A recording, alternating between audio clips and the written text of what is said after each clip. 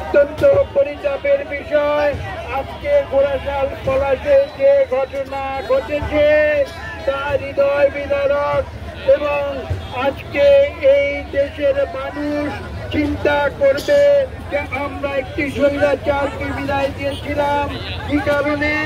এদেশে গণতন্ত্র আসবে, এদেশে মানুষের অধিকার প্রতিষ্ঠা হবে, এদেশের দরিদ্র মানুষকে পরে বাঁচবে।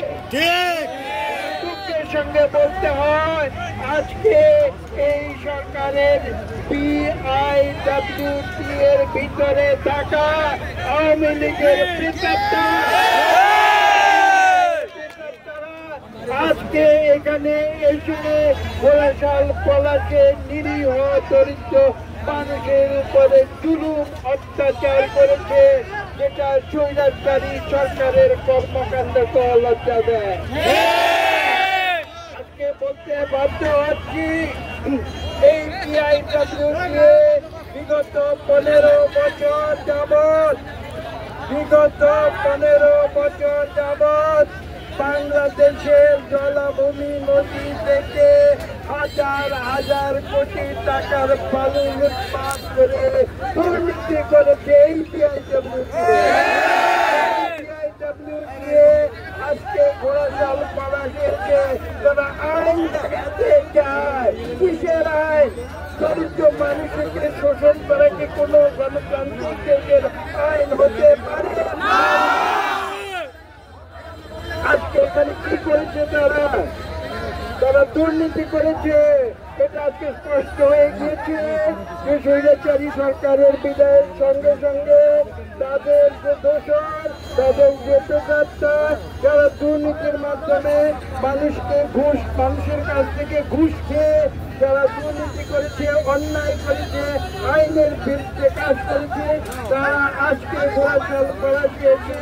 এখানে নিরীহ মানুষের কাছে ঘুষ না পেয়ে তারা তাদেরকে অন্যায় ভাবে উচ্ছেদ করেছে। আজকে সেই অন্যায়কারী বিদাসের কর্মকর্তারা যদি এখানে আসার পরে তাদেরকে ঘুষ দেওয়া হতো, তাহলে তারা হাত গুছিয়ে তাদের বুলডোজার ফিরিয়ে নিয়ে তারা ঘরে ফিরে যেত। আজকে আমরা সেটা হতে দেই নাই। আজকে দ্বিতীয় স্বাধীনতা পেয়েছে বাংলাদেশ, এখানে গণতন্ত্র হবে, এখানে দুর্নীতি দুঃশাসনের রাজনীতি প্রশাসন চলবে না। বিচার করে দিতে চাই এই দোষর যারা ঘাপটি মেরে আছে আজকের অন্তর্বর্তীকালীন সরকারের বিরুদ্ধে, তারা এসব অপকর্মের মাধ্যমে এই অন্তর্বর্তীকালীন সরকারের উপরে বদনাম টেনে আনছে, যাতে বাংলাদেশের মানুষের মনে একটি ধারণা হয় যে এই অন্তর্বর্তীকালীন সরকার বুঝি জনবিরোধী কাজ করছে। সরকারকে আমি হুঁশিয়ার করে দিচ্ছি, আপনারা যদি সতর্ক না হন, আপনারা যদি আপনাদের প্রশাসনের ভিতরে এই আওয়ামী স্বৈরশাসনের প্রেতাত্মদের চিহ্নিত করে পরিষ্কার না করেন, তাহলে এইভাবে পদে পদে আপনারা ধিক্কৃত হবে, দোষারোপ করবে। আজকে এখানে 870টি দোকান তারা ভেঙে দিয়েছে, যার উপরে নির্ভরশীল 5 থেকে 10,000 ঘোড়াশাল পলাশে দরিদ্র মানুষের জীবনযাপন নির্ভর করে। তারা কি খাবে, কি বাজার করবে তার কোনো নিশ্চয়তা নাই। তারা সব জীবনযাপন করে তারা ছোট্ট ব্যবসা, স্মল স্কেল ইন্ডাস্ট্রি যাকে বলে বা স্মল স্কেল এন্টারপ্রাইজ যাকে বলা হয়, সেই একটি দোকান হয়তো 10 ফুট বাই 10 ফুট, তারা কোথাও পান বিক্রি করে, তারা কোথাও তরকারি বিক্রি করে, তারা কোথাও ডাল বিক্রি করে, তারা কোথাও চাল বিক্রি করে। এগুলি করে তারা নিজের সৎভাবে নিজের জীবিকা উপার্জন করত। আজকে এই PIWT এর কার্যক্রমের কারণে তাদের সৎ জীবন যাপনের পথ তারা বন্ধ করে দিয়েছে।